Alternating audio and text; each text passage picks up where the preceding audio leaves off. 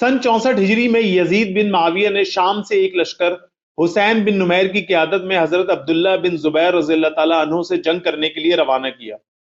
इस लश्कर ने आकर मक्के का मुहासरा कर लिया और हर तरफ से हमले किए, जिसकी वजह से काबा शरीफ की इमारत को नुकसान पहुंचा और इसमें आग लग गई, जिसकी वजह से दीवारें भी कमजोर हो गईं। लब्बैक अल्लाहुम्मा लब्बैक लब्बैक ला शरीक लक लब्बैक। अस्सलाम वालेकुम दोस्तों, कुर्राए अर्ज पर इबादत के लिए सबसे पहले बनाए जाने वाला घर खाने काबा है। खाने काबा को बैतुल्लाह यानी अल्लाह का घर, बैतुल हराम, बैत अतीक और किबला के नामों से भी पुकारा जाता है। अल्लाह ताला ने रूए जमीन पर इस घर को वो अजमत और तकद्दुस अता फरमाया है जो किसी और जगह को नसीब नहीं हुआ। यहां तक कि नमाज के सही होने के लिए भी किबला रुख होना जरूरी शर्त है।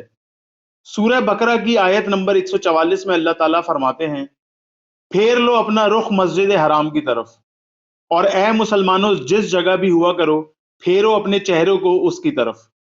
बल्कि अल्लाह ताला ने हज और उम्रे का अहम रुकन इस घर के तवाफ को करार दिया है। हजरत इब्ने उमर रज़ियल्लाहु ताला अन्हु फरमाते हैं कि मैंने आप सल्लल्लाहु अलैहि वसल्लम को फरमाते हुए सुना है कि जिसने इस घर के 7 चक्कर तवाफ के किए उसको एक गुलाम आजाद करने का सवाब मिलेगा। खाने काबा की तारीख जानने के लिए सबसे पहले यह जानना जरूरी है कि इस घर को सबसे पहले किसने बनाया और इसका तवाफ किया। किस किस पैगंबर ने खाने काबा को तामीर किया और आज तक कितनी मर्तबा इस घर की तामीर की गई है। इस वीडियो में बताई गई तारीख का हर मुसलमान के लिए जानना बहुत अहम है, इसलिए वीडियो को एंड तक जरूर देखें। याद रहे कि खाने काबा कई मर्तबा तामीर हो चुका है और अल्लाह का ये घर आज हमें जिस तरह नजर आता है ये वैसा बिल्कुल नहीं है जो हजरत इब्राहिम अलैहिस्सलाम और हजरत इस्माइल अलैहिस्सलाम ने दोबारा तामीर किया था। मतलब ये कि वक्त के साथ पेश आने वाली कुदरती आफात और हादसात की वजह से इसे दोबारा तामीर करने की जरूरत पड़ती रही है। इस्लामी मौरखीन का मानना है कि इस घर को सबसे पहले फरिश्तों ने तामीर किया। एक कौल यह है कि हजरत आदम अलैहिस्सलाम ने अव्वलन इसकी तामीर फरमाई और एक कौल यह है कि जमीन की तख्लीक से तकरीबन 2000 साल पहले अल्लाह ताला ने इस घर को वजूद बख्शा और फिर इस खाने काबा के नीचे से सारी जमीन को फैलाया। अलबत्ता मौरखीन से पता चलता है कि बैतुल्लाह की तामीर मुतअद्दिद बार हुई है, मगर मुस्तनिद रिवायात के मुताबिक सिर्फ 5 मरतबा की तामीर का ही पता चलता है। हजरत इब्राहिम अलैहिस्सलाम और हजरत इस्माइल अलैहिस्सलाम की तामीर। सबसे पहले हजरत इब्राहिम अलैहिस्सलाम ने अपने फर्जंद हजरत इस्माइल अलैहिस्सलाम के हमरा अल्लाह ताला के हुक्म से काबे की तामीर फरमाई और इस तामीर में पत्थर का इस्तेमाल किया। हजरत इब्राहिम अलैहिस्सलाम ने काबा शरीफ पर छत तामीर नहीं की थी। आप अलैहिस्सलाम ने काबा शरीफ के 2 दरवाजे रखे जो जमीन से मिले हुए थे और दोनों दरवाजे बगैर पटके थे।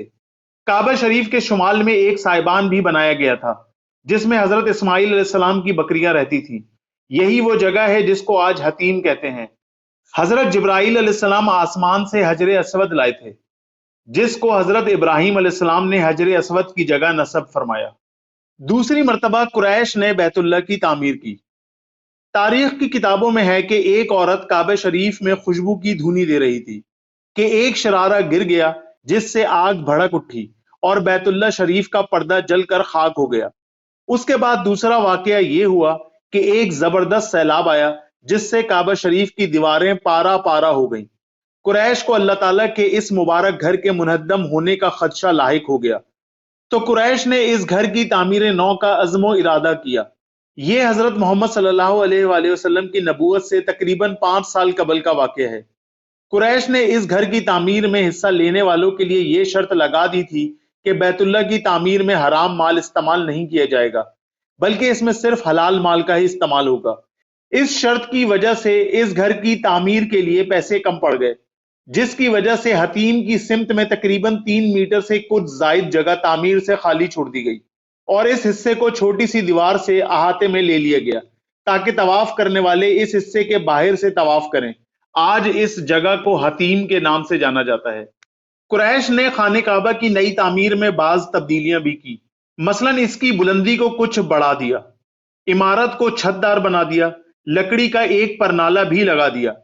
बैतुल्लाह के मगरबी दरवाजे को बंद करके उसके मशरकी दरवाजे को जमीन से काफी बुलंद कर दिया تاکہ ہر شخص اس میں داخل نہ ہو سکے، بلکہ جس کو اہل قریش چاہیں داخل ہونے دیں اور جس کو نہ چاہیں وہ داخل نہ ہو سکے۔ قریش کی اس تعمیر میں حضرت محمد صلی اللہ علیہ وآلہ وسلم بھی بنفس نفیس شریک رہے۔ آپ صلی اللہ علیہ وسلم لوگوں کے ساتھ پتھر اٹھا اٹھا کر لاتے تھے۔ جب خانہ کعبہ کی تعمیر مکمل ہو گئی اور حجر اسود کو اس کی جگہ رکھنے کا وقت آیا تو قریش کے لوگوں میں اختلافات ابھر کر سامنے آ گئے۔ ہر قبیلے کی یہ خواہش تھی کہ حجر اسود کو نصب کرنے کا شرف اس کو حاصل ہو۔ آخر کار یہ طے پایا کہ اگلے دن بیت اللہ میں جو شخص سب سے پہلے آئے گا وہی فیصلہ کرے گا اور اس کا فیصلہ سب کو تسلیم کرنا ہوگا۔ چنانچہ اگلے دن سب سے پہلے بیت اللہ شریف میں آنے والے حضرت محمد صلی اللہ علیہ وآلہ وسلم ہی تھے۔ آپ صلی اللہ علیہ وآلہ وسلم نے ایسی دانش مندانہ حکمت عملی اختیار فرمائی کہ جس نے اس نازک مسئلے اور شدید اختلاف کو ختم کر دیا۔ آپ صلی اللہ علیہ وسلم نے حجر اسود کو ایک چادر پر رکھا اور فرمایا کہ ہر قبیلے کا سردار اس چادر کے کونے کو پکڑ لے اور جہاں یہ پتھر نصب ہونا تھا سب لوگ مل کر وہاں تک لے کر چلیں۔ چنانچہ سب نے ایسا ہی کیا۔ پھر حضرت محمد صلی اللہ علیہ وآلہ وسلم نے حجر اسود کو اپنے دستے مبارک سے اٹھا کر اس کی جگہ پر نصب فرما دیا، اور اس طرح آپ صلی اللہ علیہ وآلہ وسلم نے قبیلوں کے درمیان پیدا ہونے والے اختلاف کو خوش اسلوبی سے ختم فرما دیا، ورنہ قریب تھا کہ اس معاملے میں قبیلے اپنی جانوں کی بازی لگا دیتے اور ایک دوسرے کا خون بہاتے۔ تیسری مرتبہ خانہ کعبہ کی تعمیر حضرت عبداللہ بن زبیر رضی اللہ تعالیٰ عنہ کے دور میں ہوئی۔ سن 64 ہجری میں یزید بن معاویہ نے شام سے ایک لشکر حسین بن نمیر کی قیادت میں حضرت عبداللہ بن زبیر رضی اللہ تعالیٰ عنہ سے جنگ کرنے کے لیے روانہ کیا۔ اس لشکر نے آ کر مکے کا محاصرہ کر لیا اور ہر طرف سے حملے کیے، جس کی وجہ سے کعبہ شریف کی عمارت کو نقصان پہنچا اور اس میں آگ لگ گئی، جس کی وجہ سے دیواریں بھی کمزور ہو گئیں۔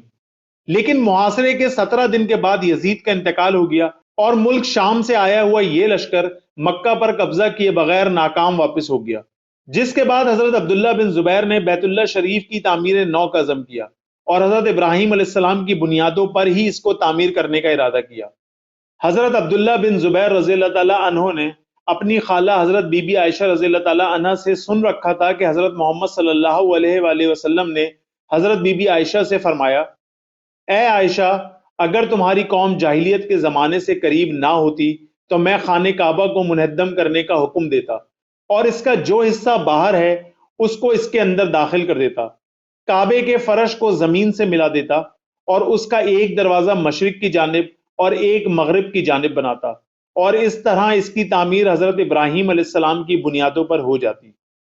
چنانچہ حضرت عبداللہ بن زبیر رضی اللہ تعالیٰ عنہ نے حضرت محمد صلی اللہ علیہ وآلہ وسلم کی اس خواہش کو پورا کرتے ہوئے خانہ کعبہ کا جو حصہ قریش نے باہر نکال رکھا تھا اس کو اندر داخل کر دیا۔ بیت اللہ شریف کے 2 دروازے لگا دیے، ایک مشرقی سمت میں اور دوسرا دروازہ مغربی سمت میں۔ بیت اللہ شریف کا فرش صحن کے فرش کے برابر کر دیا اور بیت اللہ کی بلندی میں بھی اضافہ کر دیا۔ حجاج بن یوسف کی تعمیر۔ حضرت عبداللہ بن زبیر رضی اللہ تعالیٰ عنہ کی تعمیر کو ابھی زیادہ وقت نہ گزرا تھا کہ عبد الملک بن مروان نے حجاج بن یوسف کی قیادت میں ایک عظیم لشکر تیار کر کے مکہ روانہ کیا۔ اس لشکر نے آ کر مکہ مکرمہ پر قبضہ کر لیا اور حضرت عبداللہ بن زبیر رضی اللہ تعالیٰ عنہ کو شہید کر دیا۔ حجاج بن یوسف نے حاکم عبد الملک کو یہ لکھا کہ عبداللہ بن زبیر رضی اللہ تعالیٰ عنہ نے خانہ کعبہ میں ایسا اضافہ کر ڈالا ہے جو اس میں نہیں تھا۔ حاکم نے حجاج بن یوسف کو حکم دیا کہ بیت اللہ شریف کو ویسا ہی تعمیر کیا جائے جیسا وہ پہلے زمانہ قریش میں تھا۔ چنانچہ حجاج بن یوسف نے سن 74 ہجری میں بیت اللہ شریف کی دوبارہ ویسی ہی تعمیر کرائی جیسی زمانہ قریش میں تھی۔ خانہ کعبہ کا مغربی دروازہ بند کر دیا اور مشرقی دروازے کو اوپر اٹھا دیا۔ شمالی دیوار کو گرا کر بیت اللہ شریف کا وہ حصہ جو باہر تھا اور جس کو حضرت عبداللہ بن زبیر رضی اللہ تعالیٰ عنہ نے اندر شامل کر لیا تھا اس کو پھر سے باہر نکال دیا۔ بیت اللہ شریف کی بلندی میں کوئی تبدیلی نہیں کی۔ بعض تاریخی روایات میں ہے کہ عبد الملک بن مروان کو جب اس بات کا علم ہوا کہ حضرت عبداللہ بن زبیر رضی اللہ تعالیٰ عنہ کی تعمیر دراصل حضرت بی بی عائشہ رضی اللہ تعالیٰ عنہ کی حدیث پر تھی تو اس کو حجاج کو دیے گئے اپنے حکم پر افسوس ہوا۔ سلطان مراد خان ترکی کی تعمیر۔ سلطان مراد خان ترکی کے زمانے میں کعبہ شریف کی تعمیر پھر سے منہدم ہو گئی، جس کی وجہ زبردست طوفانی بارش اور سیلاب تھی۔ پانی کعبہ شریف کی دیواروں کے نصف تک پہنچ گیا تھا اور اس کی وجہ سے سلطان مراد خان نے اس کی تعمیر نو کا حکم دیا، اور یہی وہ تعمیر ہے جو اب تک باقی ہے۔ اگر آپ کو یہ ویڈیو پسند آئی ہو تو چینل کو سبسکرائب کرنا نہ بھولیں۔